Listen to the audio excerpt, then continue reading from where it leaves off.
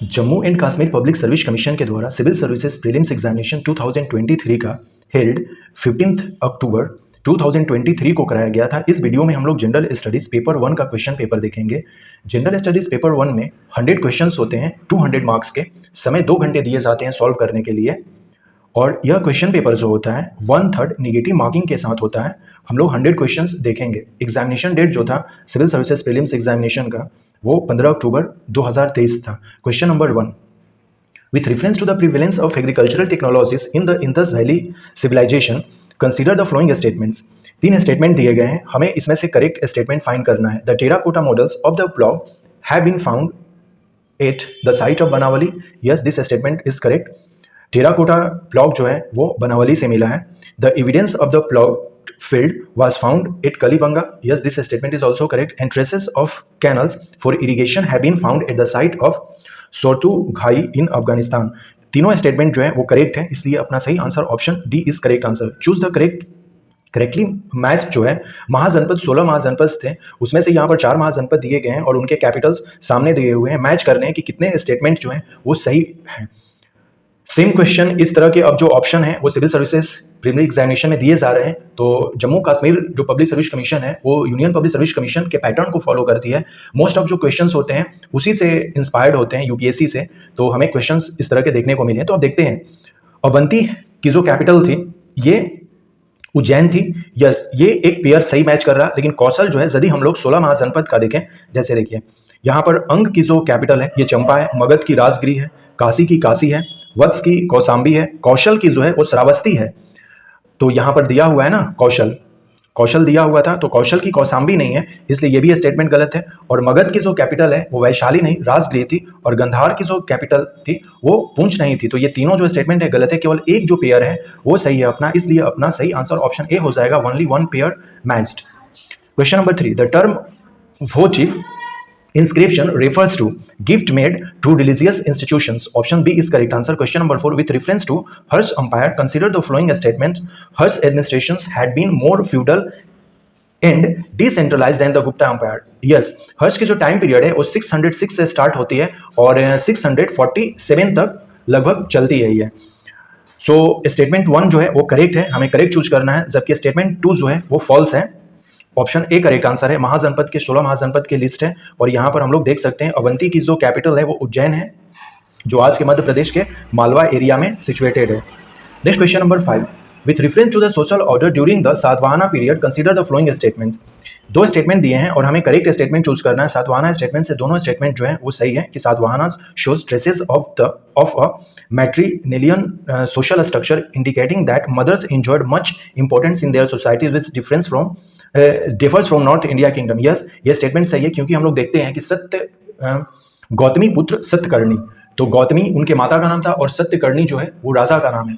तो कोई भी राजा होता था अपने माँ के नाम को आगे बढ़ाते हुए अपने नाम को प्रचारित करता था। तो यहाँ पर मदर की जो इंपॉर्टेंस है वो काफ़ी थी, यानी कि वीमेंस जो थी वो सातवाहना पीरियड में काफ़ी इंपॉर्टेंट उनका स्थान था, यही कहा गया है। तो स्टेटमेंट 1 करेक्ट है। They were the first rulers to make land grant to the Brahmans. Yes, और यहीं से फ्यूडल की जो है वो ओरिजिन हम लोग ट्रेस कर सकते हैं। और गुप्तास पीरियड आते आते फ्यूडलिज्म जो थी वो काफ़ी हो गई थी, और हमने देखा कि गुप्तास के बाद हर्ष जो आए थे तो वहाँ पर और ज़्यादा फ्यूडलिज्म की कॉन्सेप्ट हो गई थी। ये दोनों स्टेटमेंट देखा जाए तो सही है, इसलिए ऑप्शन सी करेक्ट आंसर हो जाएगा। संत रक्षिता and दीपंकरा terms in medieval period were related to the scholars of Buddhism.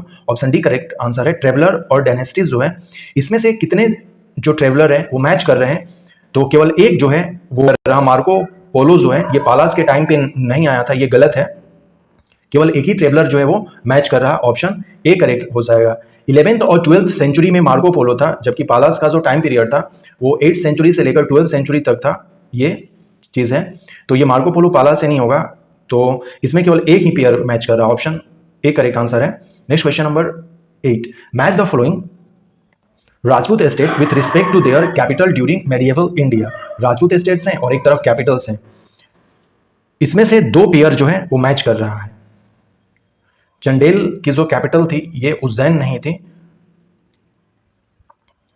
Question number 9, he dominated and extended the Bahmani kingdom further south, he was granted the title chief of the merchants, that means Malik ul Tujjar, he divided the kingdom into 8 provinces to 8 provinces or tarafs. He was also a great patron of art and built a magnificent madrasa in the capital Bidar. Who was the person refers to above? Mahmud Gawan, उसकी जो capital थी वो बिदर में थी। Option C Mahmood गवान के बारे में ये बात कही जा रही है। Next question number 10, one of the largest and most spectacular rocks shelter is located in the Vindhyas hill, full of Paleolithic and Mesolithic remains. It consists of the richest painting of daily life events from hunting, dancing, and music to animal fighting, honey collection, etc. Which of the following site is referred to above? Bhimbetka cave के बारे में ये बातें कही जा रही हैं। Question number 11, with reference to Amir Khusro, the famous Persian writer of medieval India, consider the following statement. He was a contemporary of Mughal Emperor Humayun and Akbar. No, this statement is not correct. Statement 2 और 3 जो है ये correct है। Option B correct answer होगा इसमें। Arrange the following judicial organisation in the right power structure using an appeal mechanism during Warren Hastings period. तो सबसे पहले रजिस्ट्रार कोर्ट्स होते थे, फिर दीवानी अदालत होता था, फिर provincial court of civil appeal होता था और फिर सदर दीवानी अदालत होता था। इस तरह से क्रोनोलॉजी जो है करेक्ट वो ऑप्शन बी के लिए मैच करेगा। राजा राम मोहन रॉय के द्वारा ये कुछ इंपॉर्टेंट चीज़ें थी, जैसे इन्होंने 1821 में कलकत्ता यूनिटेरियन एसोसिएशन की स्थापना की थी।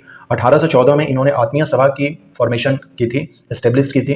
कहीं कहीं पर 1814 के जगह पर 1815 भी हमें देखने को मिलता है, कंफ्यूज नहीं करना इसमें। He founded Vedanta college at Calcutta 1825। Okay, ये सारी चीज़ें थी। जोनाथन डंकन जो है ये संस्कृत कॉलेज वाराणसी में को इन्होंने एस्टेब्लिश किया था 1791 में। और हमें यहाँ पर एक क्वेश्चन दिया हुआ है कि एक तरफ एजुकेशनल इंस्टीट्यूशन है और उसके एस्टेब्लिशर है। कलकत्ता मदरसा जो है ये लॉर्ड वेलेस्ली ने नहीं किया था, वॉरेन हेस्टिंग्स ने कलकत्ता मदरसा की स्थापना की थी, तो ये स्टेटमेंट गलत है। संस्कृत कॉलेज जो है ये राजा राम मोहन रॉय के द्वारा नहीं स्थापित हुई थी, ये जोनाथन डंकन के द्वारा हुआ था। वेदांत कॉलेज जो है ये जोनाथन डंकन के द्वारा नहीं हुआ था, अभी जस्ट हम लोगों ने देखा ये राजा राम मोहन रॉय के द्वारा। लेकिन हिंदू कॉलेज जो है ये डेविड हारे इसमें के एसोसिएटेड थे और हिंदू कॉलेज में राजा राम मोहन रॉय का भी हाथ था। तो केवल हमारा जो ये वाला है ये मैच कर रहा है, इसलिए only one pair here matched. So option A यहाँ पर करेक्ट आंसर हो जाएगा। Next question number 14, which of the following statements with respect to East India Company Act of 1784 is are correct? So यहाँ पर केवल स्टेटमेंट 1 जो है वो करेक्ट है कि the act gives the British government supreme control over the company affairs and administration in India, जबकि ये दोनों जो स्टेटमेंट है वो गलत है। Consider the following statement regarding 28 months of Congress rule जो 1979 से 39 तक था इन प्रोविंसेस। स्टेटमेंट 1 और 2 जो है इसमें करेक्ट है कि all emergency power acquired by the provincial government during 1932 through public safety acts were repealed or bans on illegal political organizations such as the Hindustan Seva Dal and youth leagues were lifted. So option D is correct answer.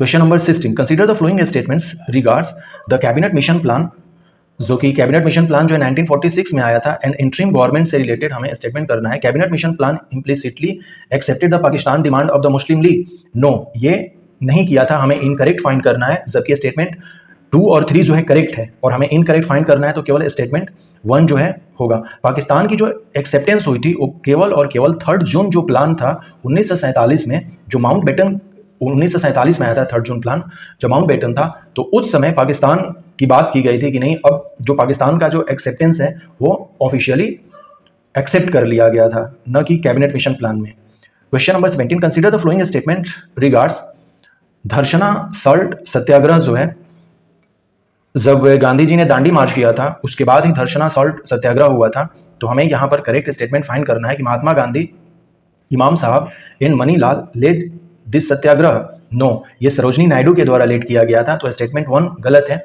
जबकि statement 2 और 3 जो है ये सही हो जाएगा। Option B correct answer है। जैसे स्टेटमेंट 2 में कहा गया है कि it's one of the important non violent satyagraha in Indian history, yes, and it was held after Mahatma Gandhi broke the salt law in Dandi march. So correct answer is option B is correct answer. Question number 18, consider the following statements regards Vijayanagar and Bahmani kingdom के बारे में पूछा गया है। Correct statement find करना है। The ruler of the Vijayanagar kingdom and Bahmani sultans had a matrimonial alliance, yes ये सही स्टेटमेंट है। और Vijayanagar rulers inducted Muslims into their armies, both statements are correct, so option C is correct answer. Next question number 19, consider the following statements regarding important bhakti sons Sankara from Kerala and Ramanujan from Tamil Nadu. इनके बारे में जो 4 statement दिए गए, हमें correct statement find करना है। Statement 1 को छोड़कर 2, 3, 4 जो है वो करेक्ट है, option B is correct answer. Question number 20, the imperial Cholas are pioneer in local government, yes in this context consider the following statement, और हमें करेक्ट स्टेटमेंट करना है। उती रामेरूर inscription provide details of the formation and functions of village councils, yes both qualification and disqualification were mentions for members of various committees, ये भी सही है। और स्टेटमेंट 3 में कहा गया है कि the members of committees were called बरिया पेरू माकाल, ये जो है स्टेटमेंट, तीनों स्टेटमेंट इसका सही है, ऑप्शन डी करेक्ट आंसर होगा। Next question number 21, with respect to Mughal painting consider the following statements, correct statement देखना है हमें। Daswant and Basawan were 2 famous painter of Jahangir court, no Jahangir court नहीं, ये अकबर के कोर्ट में थे दोनों, इसलिए ये स्टेटमेंट गलत है, जबकि स्टेटमेंट 2 और 3 जो है वो सही है, ऑप्शन बी करेक्ट आंसर हो जाएगा। Question number 22, consider the following statement regarding Tughlaq architecture, correct find करना है कि the striking feature of the Tughlaq architecture was the sloping walls called batter, yes this is correct, option C correct answer है, जबकि statement 2 और 3 जो है ये सही नहीं है। Question number 23, consider the following statements regarding article 31A, यहां पर करेक्ट स्टेटमेंट हमें चूज करना है। केवल स्टेटमेंट 1 जो है वो सही है कि it does not immunize the state law from judicial review unless it has been reserved for the president's consideration and has received his assent. So option A is correct answer. Next question number 24, which of the following directive principles were added after the adoptions of the constitution? So इसमें to promote equal ये भी है, to take a step to secure the participations of workers in the management of industries ये भी है, और to protect and improve the environment and to safeguard forest and wildlife ये नहीं है स्टेटमेंट, इसलिए सही आंसर जो है अपना ऑप्शन 1 एंड 2 करेक्ट आंसर है कि which of the following directive principles were added after the adaptations of constitution, ये पहले से ही था, protection and improve environment and safeguard, so केवल 1 और 2 हो जाएगा सही आंसर। Question number 25, consider the following statements regarding the 9th schedule of the Indian constitution, correct statement हमें देखना है। The constitution assembly enacted 9th schedule in the original, नहीं, फर्स्ट जो हमारा कॉन्स्टिट्यूशन लागू हुआ था उसमें केवल 8 ही शेड्यूल थे, 9th जो है वो 1951 में ऐड किया गया था फर्स्ट अमेंडमेंट एक्ट के थ्रू, तो इसलिए ये जो है स्टेटमेंट गलत है, जबकि 2 और 3 जो है वो सही है। Question number 26, consider the following statements regarding domicile, हमें करेक्ट स्टेटमेंट देखना है कि the domicile of a person means his permanent home and may include his birth place, yes ये भी सही है, और 2 स्टेटमेंट सही भी है और स्टेटमेंट 3 भी सही है, ऑल स्टेटमेंट जो है यहाँ पर वो करेक्ट है। Question number 27, consider the following statement regarding Hindu succession act के बारे में पूछा गया है, और हमें 3 स्टेटमेंट दिए गए हैं, 3 स्टेटमेंट में से करेक्ट स्टेटमेंट को फाइंड करना है, तो स्टेटमेंट 1 और 3 जो है करेक्ट है, जबकि ये जो है स्टेटमेंट वो गलत स्टेटमेंट है। Next question number 28, consider the following statements regarding the president's pardoning power in the United State of America, और यहाँ पर 3 स्टेटमेंट दिए गए हैं। Pardoning power in USA president के बारे में पूछा गया है, केवल स्टेटमेंट 1 जो है वो करेक्ट है, जबकि ये दोनों स्टेटमेंट जो है वो गलत है। Question number 29, consider the following statements regarding preventive detention law, यहाँ पर 3 स्टेटमेंट दिए गए हैं और हमें करेक्ट स्टेटमेंट देखना है, तीनों स्टेटमेंट जो दिए गए हैं वो सही है, ऑप्शन डी करेक्ट आंसर है इस क्वेश्चन का।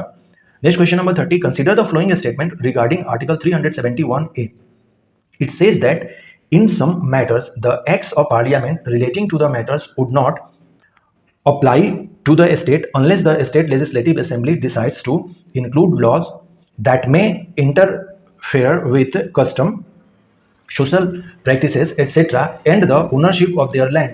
It entrusts the governor of the state with a special responsibility for law and order in the state. The state mentions in the above statement is, ये नागालैंड के बारे में बात की जा रही है, ऑप्शन ए हो जाएगा। जैसे ही आर्टिकल 71A है वो नागालैंड के बारे में कहा जाता है, स्पेशल स्टेट को लेकर है ये। Next question number 31, consider the following regarding legislative council.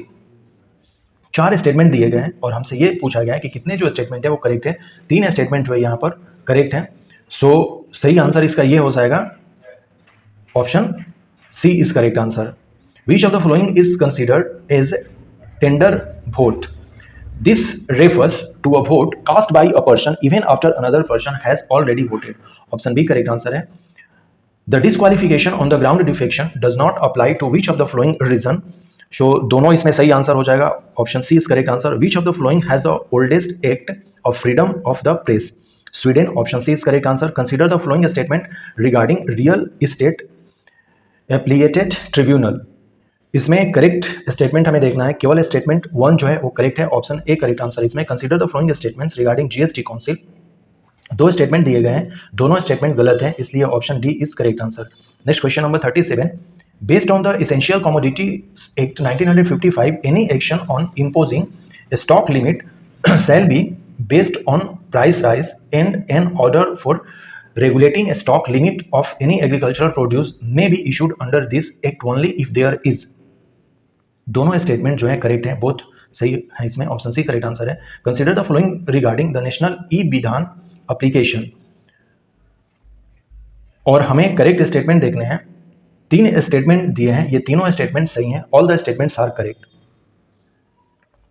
Question number 39, consider the following regarding the flag code of India 2002 which was amended wide order dated 13 दिसंबर 2021 को जो अमेंड हुआ था फ्लैग कोड, उसके बारे में यहाँ पर दिया गया है 3 स्टेटमेंट। तीनों स्टेटमेंट जो है वो करेक्ट है, ऑप्शन सी करेक्ट आंसर इसमें भी हो जाएगा। Next question number 40, consider the following statement regarding minority status. Correct statement देखने हैं, minority status of religion and linguistic communities in state dependent, yes, or religion or linguistic community which is a minority in a particular state can inherently claim protection and the right to administration and run its own educational institutions under Article 29 and 30, yes, option C correct answer. दोनों statement इसके सही हैं। Question number 41 में statement 1 और statement 2 दिए गए हैं और हमें ये देखना है कि कौन सा स्टेटमेंट जो है वो सही है। यहाँ पर जो स्टेटमेंट 1 है ये करेक्ट है, बट स्टेटमेंट 2 जो है वो गलत है। ऑप्शन सी करेक्ट आंसर है क्वेश्चन नंबर 41 का। क्वेश्चन नंबर 42 में यहाँ पर भी 2 स्टेटमेंट दिए गए हैं, स्टेटमेंट 1 और स्टेटमेंट 2। हमें करेक्ट स्टेटमेंट देखना है, तो बोथ स्टेटमेंट 1 एंड 2 जो है वो करेक्ट है और स्टेटमेंट 2 जो है वो करेक्ट एक्सप्लेनेशन भी कर रहा है स्टेटमेंट 1 को। Question number 43, consider the following statements regarding the payment infrastructure development fund PIDF के बारे में पूछा गया है। करेक्ट स्टेटमेंट देखना है, स्टेटमेंट 1 गलत है, जबकि 2 और 3 जो है वो करेक्ट है, ऑप्शन बी करेक्ट आंसर है। Next question number 44, consider the following statement regarding unified payment interface. चारों स्टेटमेंट जो है इसके वो सही है। क्वेश्चन नंबर 45, गिफ्ट सिटी से रिलेटेड स्टेटमेंट दिए गए हैं और हमें करेक्ट स्टेटमेंट देखना है कि कौन कौन से स्टेटमेंट सही हैं। स्टेटमेंट 1 और 3 जो है वो सही है, जबकि स्टेटमेंट 2 जो है वो सही नहीं है। Next question number 46, consider the following statement regarding the inverted duty structure. So inverted duty structure is where the import duty on finished goods is low compared to the import duty on raw material used in producing such finished good। ये statement सही है, जबकि statement 2 जो है वो गलत है, option A here correct. Next question number 47, consider the following statements regarding the generalised system of preferences GSP के बारे में पूछा गया है। ये कौन सा स्टेटमेंट करेक्ट है? स्टेटमेंट 1 जो है वो गलत है, स्टेटमेंट 2 सही है और 3 भी गलत है इसमें। Which of the following biotic conservation reason is not included in the Green Edge project? जो सुंदरबन लैंडस्केप जो है वो इसमें रिलेटेड नहीं है। Next question number 49, N infrastructure investment trust is a collective investment scheme similar to a mutual fund which enables direct investment of money from individual and institutional investor in infrastructure project to earn a small portion of income as a return, which transport sector is planning to set up infrastructure investment trust roadwage, option B correct answer। Next question number 50, consider the following statements regarding over the top platform। Correct statement देखना है, 1 2 3 all statement are correct, so option D is correct answer. OTT के बारे में यहाँ पर पूछा गया था। नेक्स्ट क्वेश्चन नंबर 51, असर्शन और रीजन क्वेश्चन दिया गया है और हमें देखना है कि कौन सा जो है स्टेटमेंट सही है। असर्शन में है कि the axis of earth is inclined to the plane of the ecliptic at an angle of 66.5 degree. Yes, A is correct, but all the part of the globe does not have equal day and night throughout the year. R जो है ये not correct है। Okay, तो इसमें अपना सही answer option C है, question number 51 का। Next question number 52, consider the following statements, और हमें करेक्ट देखना है इसमें कि every 15 degree of longitude is considered one time zone globally. Yes, ये सही है। और east west stretches country have more time zone than north south ones. Yes, ये भी सही है और ये जो है वो गलत है। So option A is correct answer. Next question number 53, mountains एक तरफ है और एक तरफ पीरियड ऑफ ओरिजिन है, और हमें देखना है कि कौन करेक्टली मैच्ड है। यहाँ पर 4 पेयर में से 2 पेयर जो है वो करेक्ट है। So option B is correct answer. Next question number 54, consider the following drainage pattern. ये ड्रेनेज पैटर्न दिए हुए हैं, इसमें से जैसे ए है, बी है, सी है, डी है, इसमें से मैच कौन सा करेगा। तो ए जो है वो डेंड्रिटिक पैटर्न को फॉलो कर रहा है, जबकि जो बी है वो ट्रिल्स पैटर्न को फॉलो कर रहा है, और सी जो है ये वाला ये रेडियल पैटर्न को फॉलो कर रहा है, और एन्युलर पैटर्न जो है ये है। ऑप्शन ए इसका सही आंसर हो जाएगा। Which of the following lake type is called dead lake. So oxbow lake. Option D is correct answer. Consider the following statements about the Khumbu ice fall. Correct statement देखना है। It is famous track route to reach mount Everest. Yes, और the region is more pronounced by crevasses which make the region more hazard prone.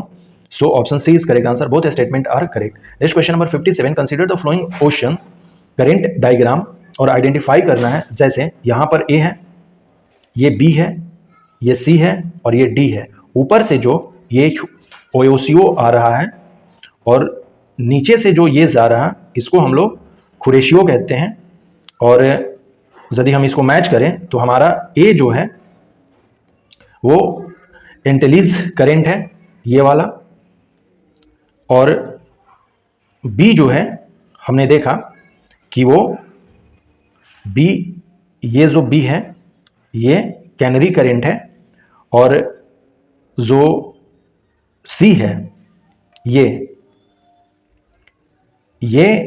खुरोशियो है, और ऊपर से जो आ रहा है वो ओएशियो है। ये दोनों जापान के पास करेंट है। ऊपर से जो आती है ओएशियो ये कोल्ड होगी, और जो नीचे से जा रही है ये वार्म होगी, क्योंकि इधर गर्म है और ऊपर से कोई भी चीज़ आएगी आर्कटिक की तरफ से तो ठंडी होगी, तो कोल्ड ओ इसमें है, ओएशियो। इस तरह से हम लोग इसको याद रखते हैं। ऑप्शन सी करेक्ट आंसर है इसका।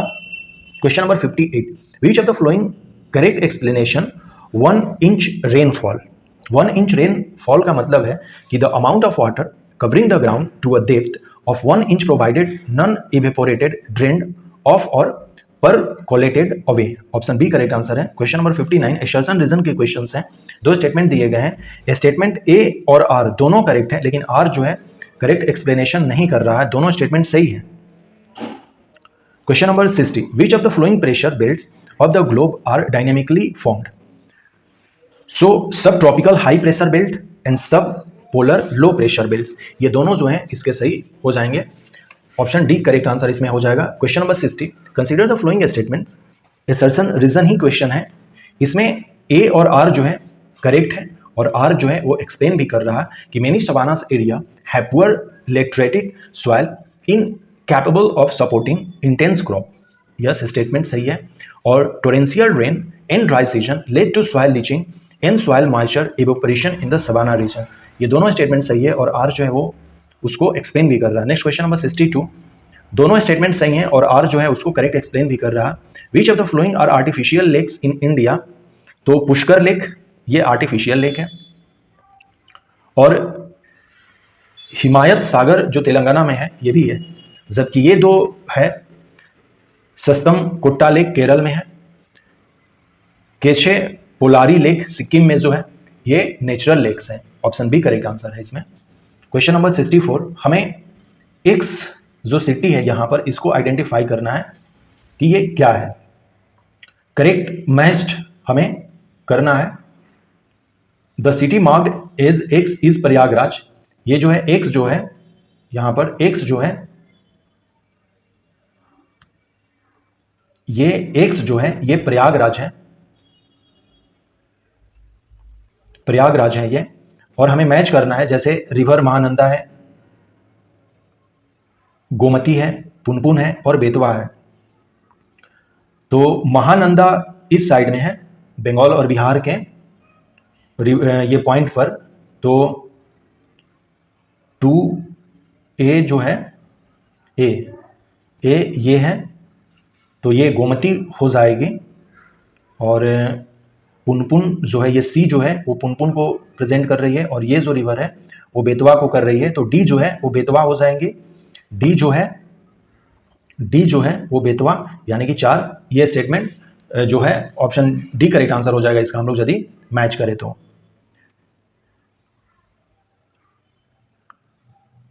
जैसे ए जो है ये गोमती को प्रेजेंट कर रहा है, यहां पर बी जो है ये बंगाल के पास है और बिहार के पास है, तो ये महानंदा, और सी जो है पुनपुन, और डी जो है बेतवा, यही है। Which of the flowing river does not drain in the Atlantic ocean. So Zambezi जो है वो अटलांटिक में नहीं होती, ऑप्शन डी करेक्ट आंसर है। व्हाट लिस्ट 1 और 2 को हमें मैच करना है करेक्टली। नेशनल पार्क है और लोकेशन है। तो दोबा जो है ये राजस्थान में है, सरिस्का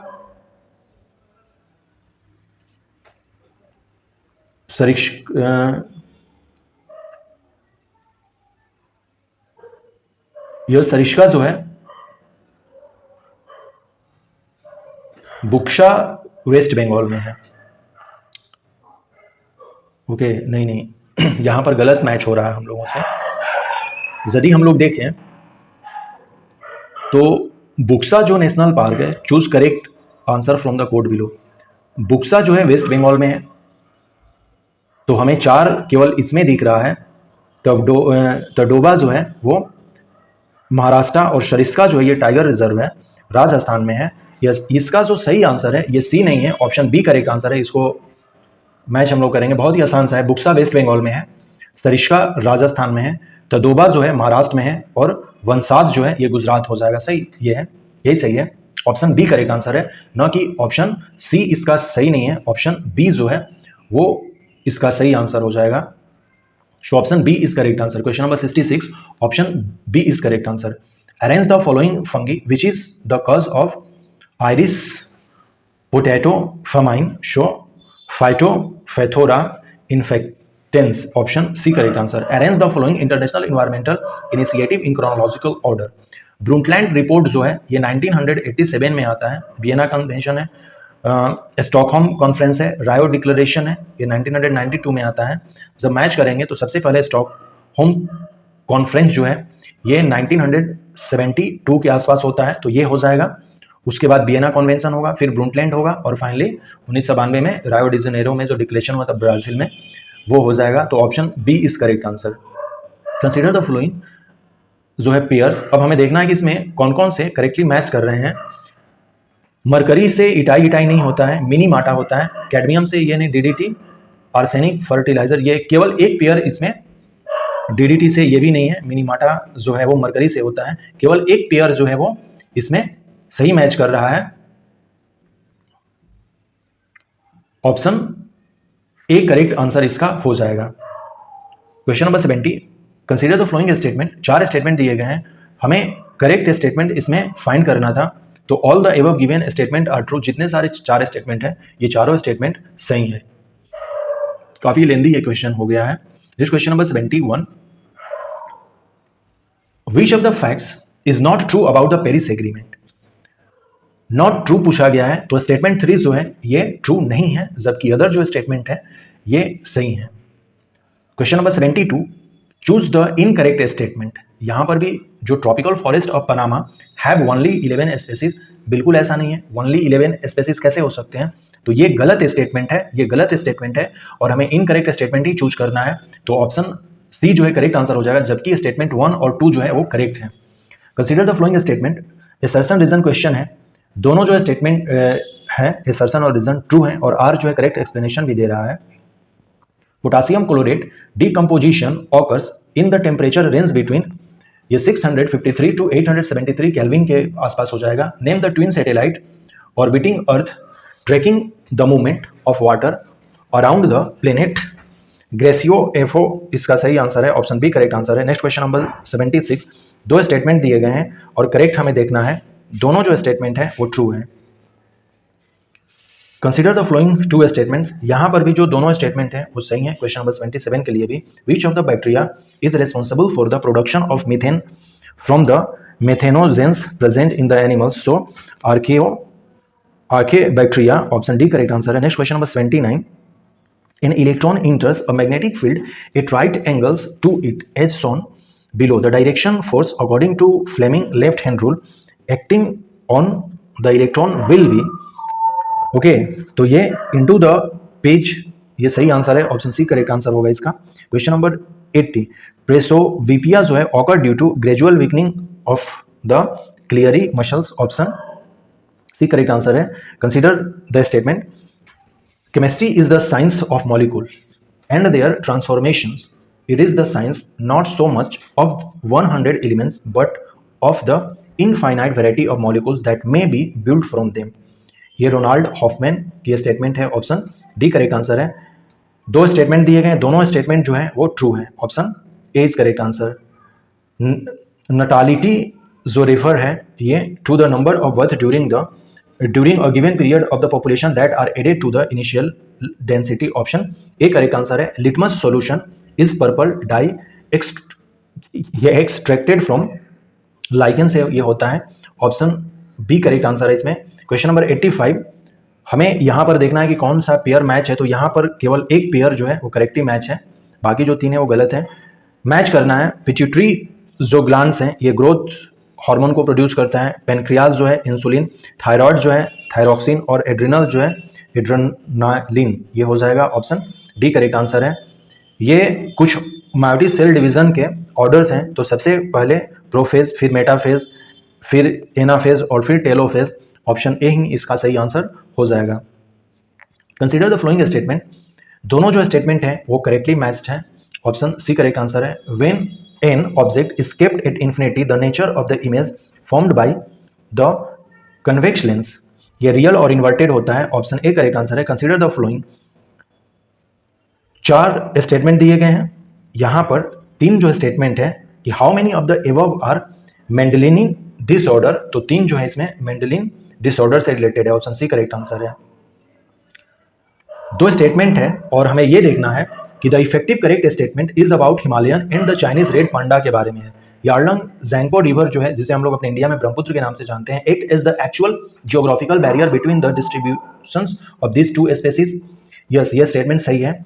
और the facial colour of the Chinese red panda is redder than the Himalayan red panda. Yes, ये दोनों स्टेटमेंट सही हैं, ऑप्शन सी करेक्ट आंसर है। नेक्स्ट क्वेश्चन नंबर 92, दो स्टेटमेंट दिए गए हैं और दोनों जो स्टेटमेंट है वो फॉल्स है, ऑप्शन डी करेक्ट आंसर हो जाएगा। Which of the following can be identify by the Yarkovsky effect, so asteroids mapping. Question number 94, what will be the correct sequence of cities bank of river Ganga if someone moves from east to west. East to west हमें move करना है, तो सबसे पहले पटना आएगा, फिर वाराणसी, फिर इलाहाबाद, फिर कानपुर। यदि हम इंडिया के मैप को इस तरह से बनाएं तो हमें ये पता चल जाएगा, यहाँ पर पटना है, फिर वाराणसी यहाँ पर है, फिर इलाहाबाद है, फिर कानपुर यहाँ होगा। ये इस तरह से ईस्ट से हम लोग वेस्ट जाएंगे। तो next question number 95, consider the following statement regarding G20 grouping के बारे में हमें करेक्ट स्टेटमेंट करना है कि the European Union is a whole is a member of the G20। Yes, ये स्टेटमेंट सही है। और G20 summit is formally known as the summit on financial market and the world economy, ये सही है। और the first G20 meeting occurred right after 2011 eurozone financial crisis, no, ये गलत है। 2023 का जो समिट है ये 18वां समिट था। इस तरह से जब हम लोग काउंट करेंगे तो ये गलत स्टेटमेंट है, ऑप्शन ए करेक्ट आंसर है। फाइनेंशियल क्राइसिस जो है वो 2008 में हुआ था यूरोजोन में, 2012 में नहीं हुआ था। Question number 96, India is a member of which of the flowing constituents of the world bank group. तो इसमें मीगा का भी है और इंटरनेशनल डेवलपमेंट एसोसिएशन का है, ICSID का नहीं है, जबकि IBRD का है। तो सही answer option B correct answer है। Question number 97, consider the following statements about Sir Creek के बारे में यहाँ पर दिया गया। दोनों स्टेटमेंट जो है वो करेक्ट है। Arrange the following glaciers in decreasing order of their lengths. Statement जो है ऑप्शन ए जो है इसमें सही है, decreasing order of their lengths के हिसाब से। Question number 99, the place is known as Wagah of Gujarat, it allow civilian to view the fenced international border with Pakistan, the place mention above is Nadabet जो है ये सही आंसर हो जाएगा, ऑप्शन बी करेक्ट आंसर है। Question number 100, it is a part of the Balipara Charduar Tawang road, one of the Sky Strategy projects near the Chinese border. It is located in the West Kameng district of Arunachal Pradesh. ये सेला tunnel के बारे में कहा जा रहा है। ये तीनों स्टेटमेंट जो है उसी से रिलेटेड है, ऑप्शन बी करेक्ट आंसर हो गया। इस तरह से हम लोगों ने जनरल स्टडी पेपर 1 का क्वेश्चन पेपर देखें जिसमें कि 100 क्वेश्चंस हम लोगों ने देखे। नेक्स्ट हम लोग पेपर 2 को भी देख लेंगे, उसका भी आंसर की। मिलते हैं फिर अगले वीडियोस में।